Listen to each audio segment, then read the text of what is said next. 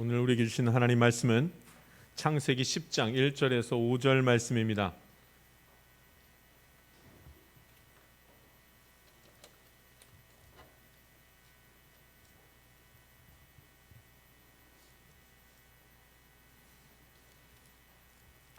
제가 봉독하겠습니다. 하나님 말씀입니다.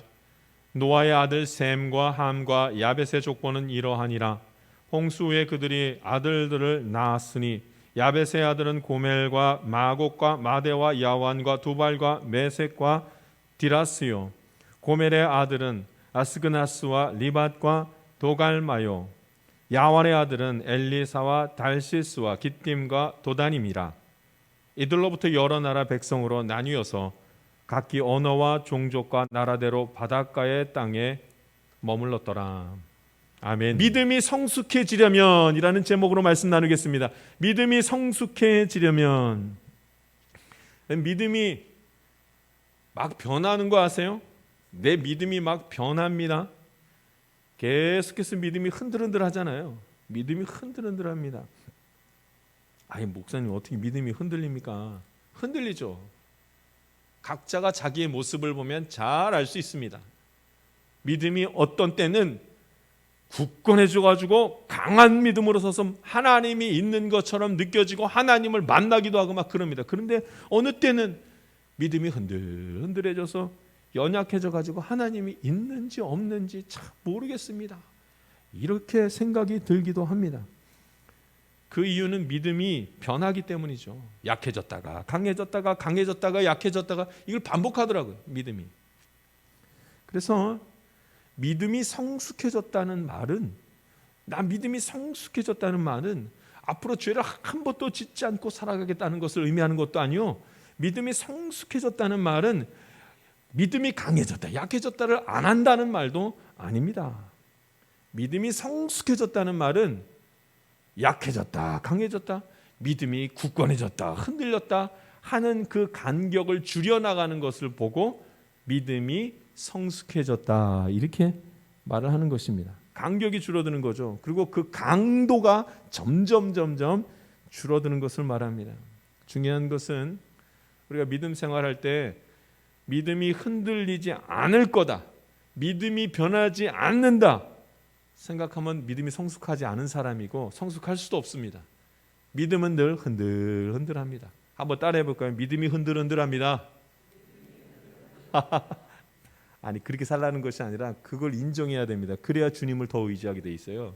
믿음이 흔들흔들해요. 이 사실을 모르면 믿음이 없어서 죄를 짓는다고 자꾸 생각하게 되고 자신이 믿음이 흔들흔들할 때마다 너무나 좌절하게 됩니다. 믿음이 성숙해지는 것은 흔들리는 믿음의 횟수를 줄여나가는 것이 그 믿음의 성숙한 모습입니다. 완전한 믿음을 가진 때가 언제겠습니까? 주님 오실 때. 주님 오실 때만 안 흔들리지 흔들립니다. 그러므로 우리가 믿음으로 성숙하게 된다는 것이 무슨 뜻인지를 좀 이해하고 믿음을 지키는 방법을 스스로 알아내야 하는 거죠. 내가 무엇 때문에 믿음이 흔들리는가?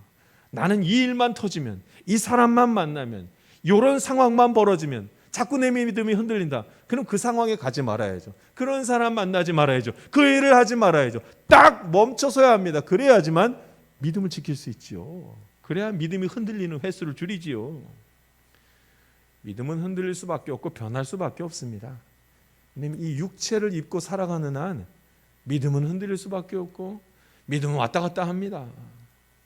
나이가 젊고 좀 건강하고 막 힘이 있고 하는 일이 잘 되고 하면 내가 노력할 때 그렇게 믿음을 지킬 수 있는 힘이 생기죠. 내가 성경 더 보고, 내가 예배 더 잘 드리고, 내가 전도하고, 내가 사역을 잘하고, 그럼 믿음이 꼭 이렇게 내가 지킬 수 있는 힘이 있는 것처럼 보이잖아요. 그런데 어떤 상황에 이르면 그것도 아닌 것을 알게 됩니다. 그것도 아닌 믿음이 막 흔들려요. 여러분 나이가 많이 들면은 믿음이 성숙해질까요? 그럴 수도 없습니다. 나이가 들어도 육체가 건강하면 믿음이 성숙해질 수 있죠.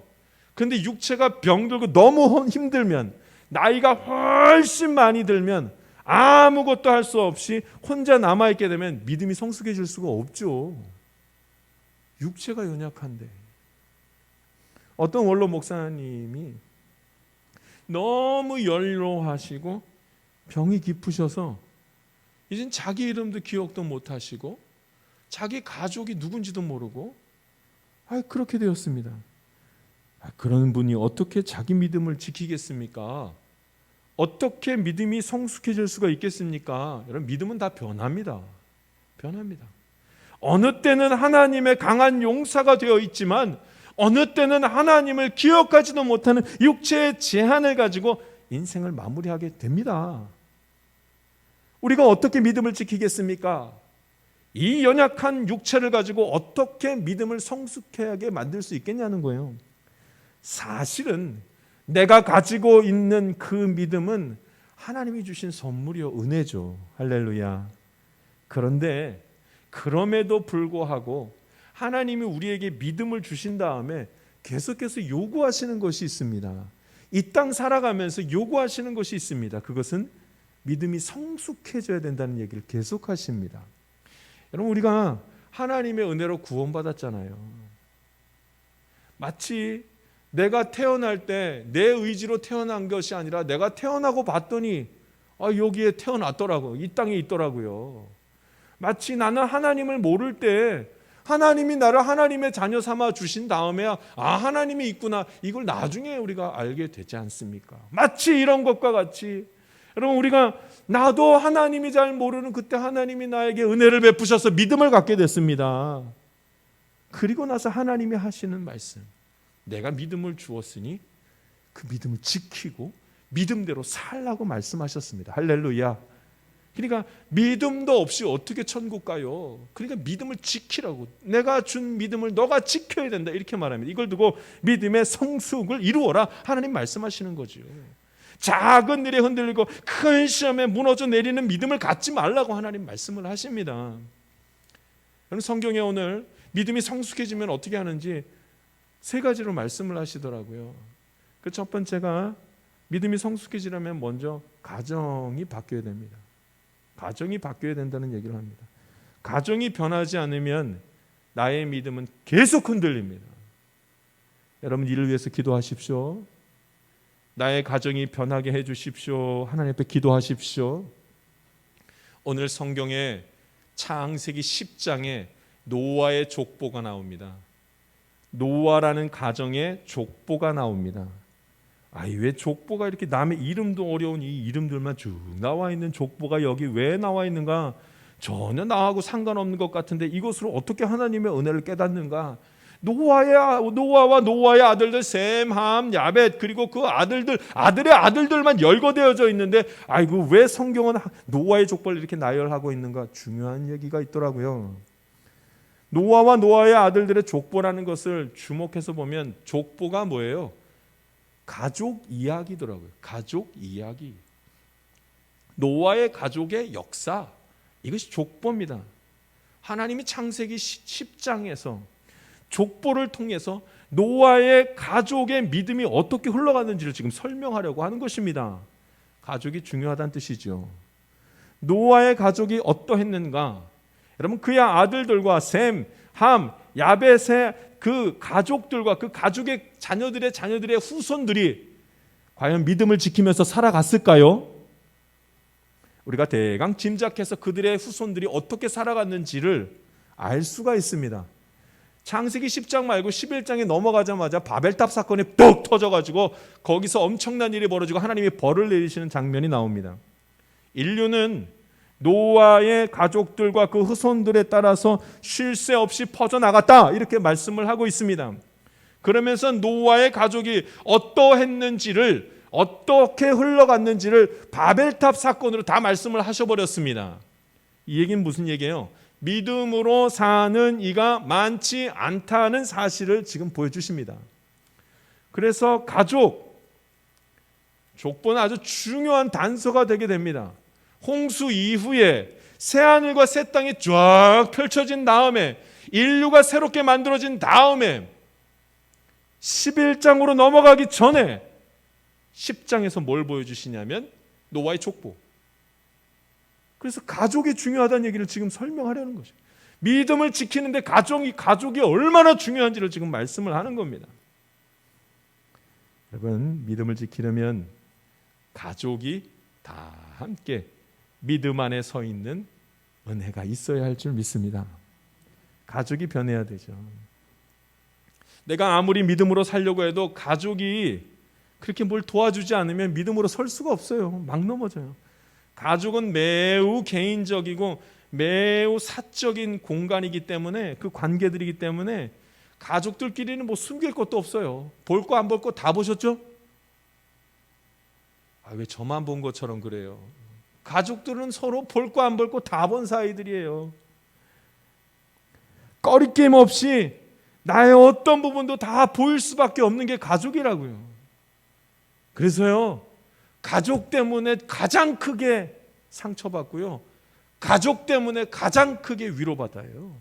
가장 가까우니까, 너무나 가까운 사이니까, 너무나 사랑하는 사이니까.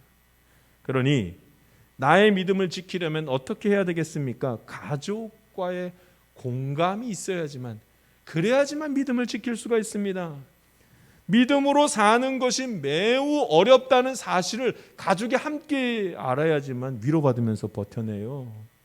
죄와 싸우는 것이 무엇인지 함께 가족이 알아야지만 이겨낼 수 있단 말이죠. 술 먹고 담배 피고 여러 가지 죄를 짓고 이렇게 될 때에도 서로 위로하고 격려하면서 어떻게든 설 수 있으려면 가족의 도움이 절대적이에요.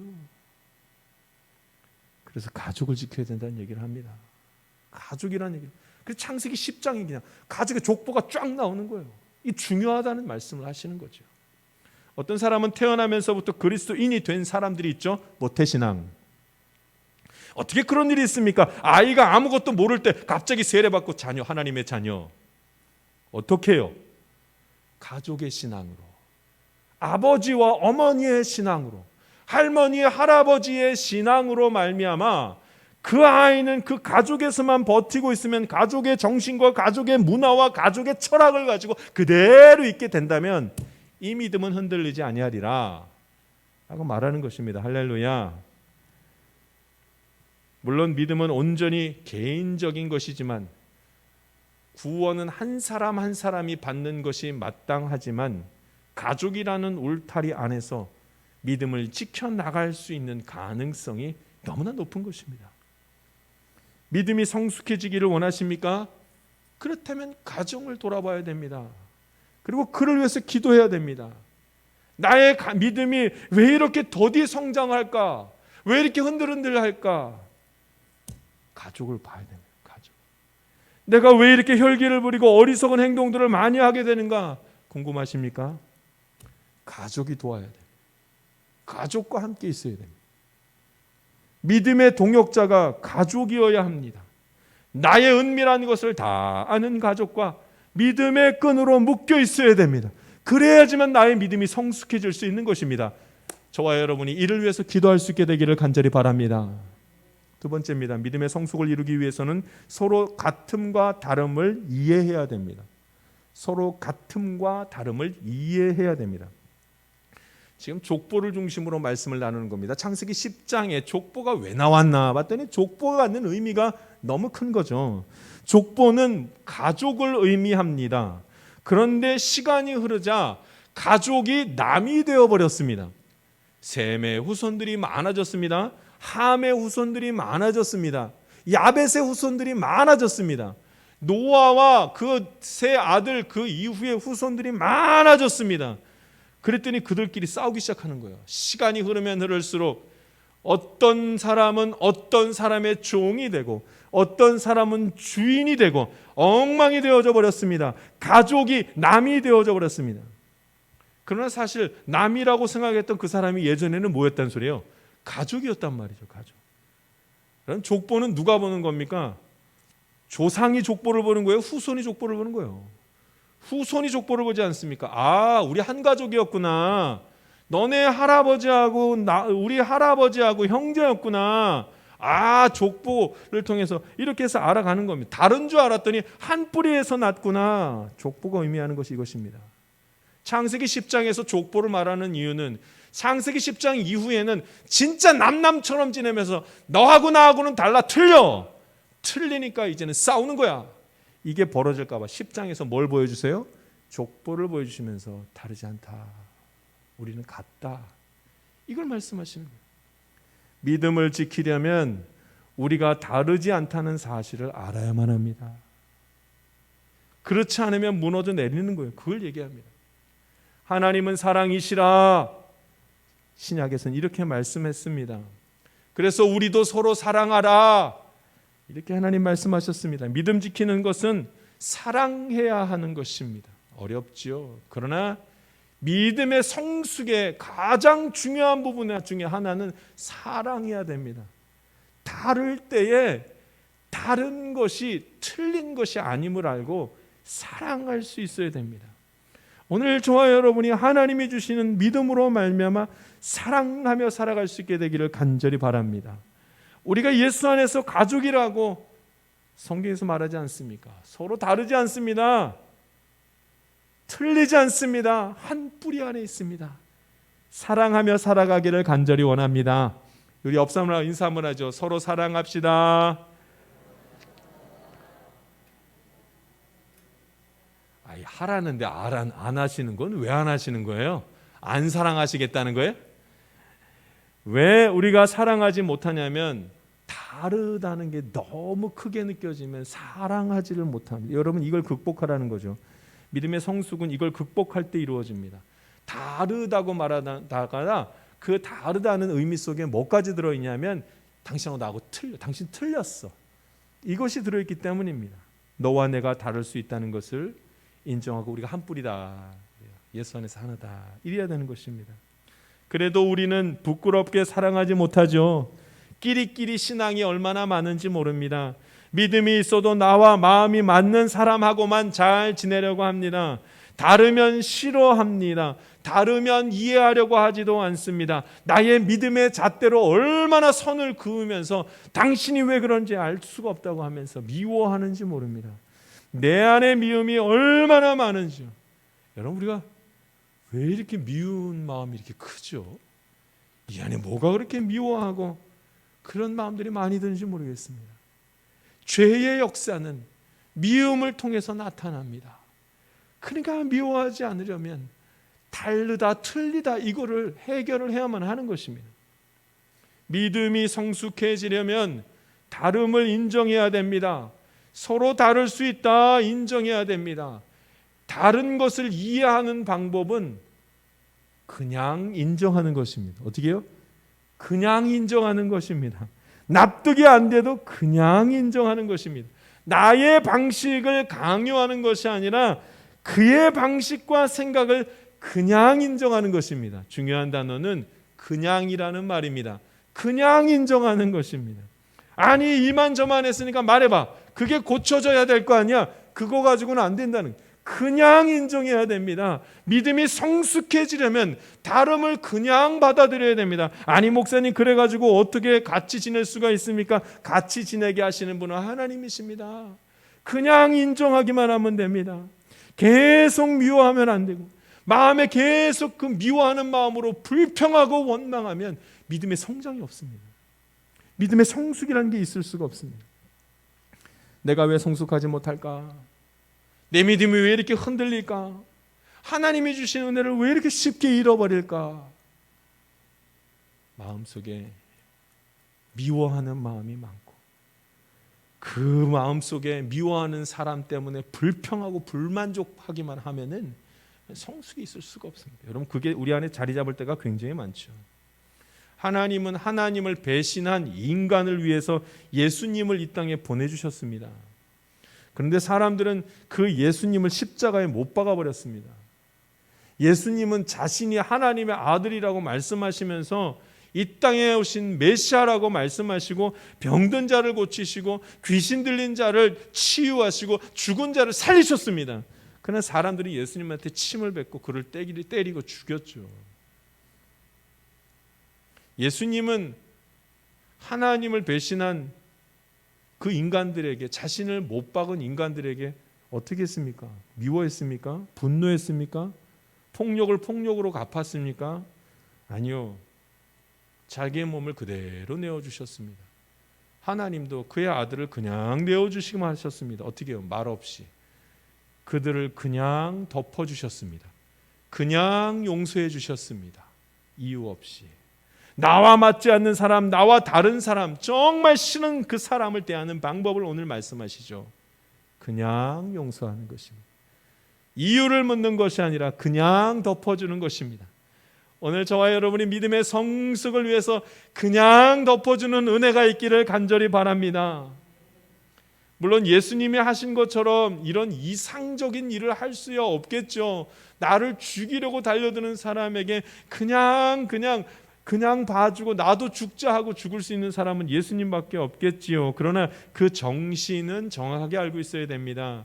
하나님이 하시는 말씀, 그냥 용서하고 그냥 덮어주고 그냥 인정해 주는 겁니다. 그때 다름을 인정해 주게 될 때 믿음의 성숙이 있습니다. 흔들리는 믿음이 점점점 굳건하게 서는 것을 봅니다. 세 번째입니다. 믿음이 성숙해지려면 하나님의 은혜가 흐르는 곳을 빨리 알아차려야 됩니다. 믿음이 성숙해지는 사람들의 모습을 봤더니, 믿음 지키려는 사람들을 봤더니 전부 다 하나님의 은혜가 어디로 가는지 빨리 찾더라고요. 하나님의 은혜가 머문 사람, 하나님의 은혜가 머문 장소, 하나님의 은혜가 머무는 일들, 그 일들을 빨리 찾아 행하더라고요. 오늘 족보를 보십시오. 족보는 역사 아닙니까? 역사 속에는 늘 흐름이 있습니다. 그 시대를 살아갈 때는 그 시대가 어떤 시대인지 잘 모르죠. 지금 이 시대를 살아가는 우리는 이 시대를 정확하게 평가할 수가 없습니다. 언제 평가해요? 나중에 지난 다음에 봤더니 이 시대가 전체 중에서는 어떤 시대였구나, 이것을 평가받게 되고 알게 되는 것이죠. 족보를 하나님께서 보여주신 다음에 우리에게 말씀하시는 게 뭐겠습니까? 이 흐름 중에, 노아의 가족들의 쭉 이 역사의, 가족의 역사의 흐름 중에 어느 쪽으로 하나님의 은혜가 흘러가더냐, 이걸 보라고 말씀하시는 것입니다. 함의 후손 중에는 여러분 가나안이 나옵니다. 여러분 가나안의 7 족속은 우상 숭배한 대표적인 족속입니다. 보이죠? 셈의 족속 중에는, 후손 중에는 에벨이라는 사람이 나옵니다. 히브리 사람의 조상이 되고 유대인들을 대표하는 그곳입니다. 셈. 물론 조상 탓으로 모든 것이 다 결정됩니다, 이 말을 하려는 것은 아닙니다. 그러나 다만 우리는 노아의 가족의 역사 속에서 하나님의 개입하심이 있었고 하나님의 인도하심과 하나님의 은혜가 흘러가는 쪽이 따로 있었다는 것을 알 수가 있습니다. 할렐루야.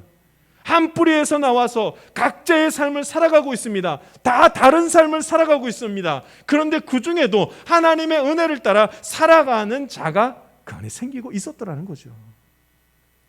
어떻게 그럴 수 있었을까요? 그들이 하나님의 은혜가 흐르는 바로 그곳을 선택했기 때문입니다. 창세기 10장 넘어서 11장을 넘어서 12장으로 가면 아브라함이 등장합니다. 믿음의 조상 아브라함. 하나님이 아브라함에게 나타나셨습니다. 그러면서 하시는 말씀, 우상이 가득한 그 땅을 떠나서 내가 보여주는 그 땅으로 가라. 아브라함이 그 말씀을 듣고 가겠습니다. 선택합니다. 은혜가 여기 있지 않고 저쪽에 있구나. 아브라함은 하나님의 은혜가 여기에 있지 않다는 사실을 깨닫고 하나님의 은혜가 있는 곳을 향하여 나아갑니다. 그런 선택을 합니다. 그래서 아브라함은 믿음의 조상이 되는 그 은혜를 누렸습니다. 할렐루야. 믿음의 성숙은 하나님의 은혜가 머무는 쪽을 찾아서 선택할 때 나타나는 것입니다. 그러면 시대가 어두울수록 밝은 곳을 찾기가 굉장히 쉽죠. 어두운 곳이 확실하니까. 병에 걸린 사람이 병원에 가죠. 아픈 게 확실하니까. 죄가 본색을 드러나 인간이 죄로 인하여서 고통받기 시작하면, 죄로 인하여서 고통받는 것을 알기 시작하면 하나님을 찾죠. 반드시 찾습니다. 거룩한 곳을 찾아 나설 것입니다. 하나님의 은혜가 어디 있습니까? 어떻게 하나님의 은혜가 있는 줄을 알 수가 있습니까? 누구를 만나야 합니까? 무엇을 하면서 살아가야 됩니까? 말하지 않아도 알 수 있습니다. 주저하지 않아도, 선택하느라 힘들어하지 않아도 됩니다. 우리 알 수가 있습니다. 하나님의 은혜가 어디에 머무는지 너무나 잘 알 수가 있습니다. 여러분, 하나님이 믿음의 눈을 주셔서 하나님의 은혜가 어디 있는지를 보여주실 때 보았거든 주저하지 말고 그 은혜의 자리를 향해서 거침없이 나아갈 수 있게 되기를 바랍니다. 그 사람이 믿음의 성숙에 있는 사람입니다. 사람이 죽을 때 초라하지 않게 죽는 사람이 없습니다. 스스로 몸을 가누면서 다른 사람들에게 막 영향력을 미치는 사람이 없습니다. 그런 사람은 아무도 없습니다. 믿음도 마찬가지입니다. 내가 아무리 지키려고 해도 내 인생이 마지막으로 갈 때 믿음이 굳건히 서 있는 사람 없습니다. 다 흔들흔들합니다. 그럼 그래도 됩니까, 목사님? 네, 그래도 되지요. 그럴 수밖에 없지요. 우리의 믿음은 내가 만들어낸 것이 아니라 하나님이 주시는 선물이었으니까요. 처음부터 주님이 주신 것이었으니까요. 그러나 여러분, 이 땅에서 살아갈 때에 하나님이 우리에게 요구하시는 것이 있습니다. 하나님이 우리에게 믿음을 주시면서 기대하는 바가 있습니다. 믿음을 지키라는 거지요. 믿음으로 살지 못하면 죄가 나를 심하게 괴롭힐 것을 하나님은 아십니다. 사망의 그림자 속에서 엄청난 갈등과 번민을 할 것을 하나님이 아셨기 때문입니다. 죄가 나를 지배해서 내가 이 땅에서 사는 동안 목숨이 끊어질 때까지, 빈 껍데기만 남을 때까지 죄가 나를 괴롭힐 것을 하나님이 아셨기 때문에 믿음 지키라는 말씀을 끊임없이 하시는 것입니다. 오늘 저와 여러분이 믿음이 성숙해지기를 기도하면서 그렇게 살아가기를 원합니다. 가정을 변화시켜야 됩니다. 서로 사랑하며 살아갈 수 있어야 됩니다.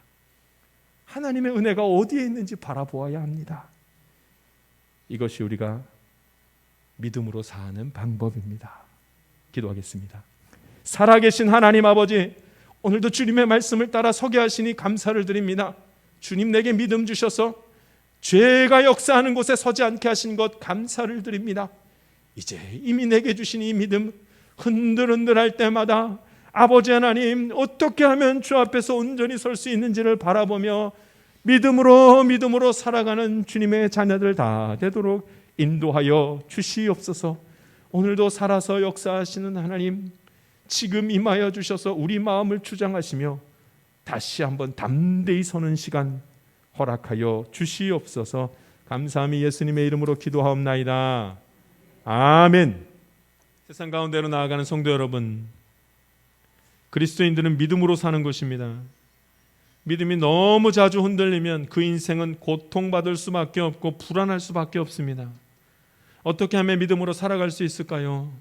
성경은 계속해서 믿음의 길을 갈 수 있도록 그 좌표를 보여주고 있습니다. 가정을 위해서 포기하지 말고 기도하십시오. 마음속에서 미워하고 불평하는 마음을 몰아내십시오. 사랑해야 행복할 수 있습니다. 매 순간 하나님의 은혜가 머문 곳이 어딘지 찾아야 합니다. 믿음은 하나님의 선물입니다. 그러나 주신 믿음을 지키는 것은 우리의 의무이며 책임입니다. 이제는 나를 책임지십시오. 나를 죄에게 내어 맡기지 말고 내가 주체가 되어 하나님이 이미 주신 은혜로 힘있게 믿음의 길을 걸어가 봅시다.